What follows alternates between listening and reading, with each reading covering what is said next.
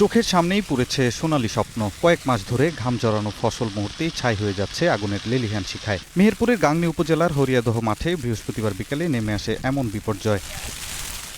স্থানীয়রা জানান, গম কাটার পর মাঠে পড়ে থাকা খড় পরিষ্কার করতে আগুন দিতে গিয়েই আগুনের সূত্রপাত। কৃষক ওসমান আলী তার জমিতে খড় পোড়াতে আগুন দিলে বাতাসের তীব্রতায় তা দ্রুত পাশের পাকা গম খেতে ছড়িয়ে পড়ে। দু একদিনের মধ্যেই গম কাটার কথা থাকলেও তেলের সংকটে হারভেস্টার মেশিন পেতে দেরি হওয়ায় গম কাটা হয়নি।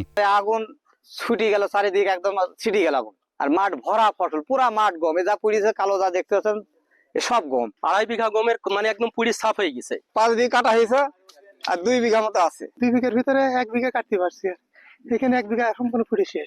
আমরা এই গমটা কালকে কাটবো, খালি তেলের সম্ভাবে আমরা গমটা কাটতে পারিনি। আমাদের এই মাঠে যতটুকু আইডিয়া করা যাচ্ছে মনে হয় 100 বিঘা হবে। 100 বিঘা পুড়ে শেষ। খবর পেয়ে স্থানীয়রা আগুন নেভানোর চেষ্টা করলেও তীব্র বাতাসের কারণে তা মুহূর্তেই প্রায় 100 বিঘা জমিতে ছড়িয়ে পড়ে। কৃষি কর্মকর্তা বলছেন, এভাবে খড় পরিষ্কার করতে আগুন দিলে অন্য ফসলের ক্ষতির পাশাপাশি জমির উপকারী অণুজীবেরও ক্ষতি হয়। আমরা সংশ্লিষ্ট ব্লকের উপসহকারী কৃষি কর্মকর্তাকে সরেজমিনে পরিদর্শনে পাঠিয়েছি।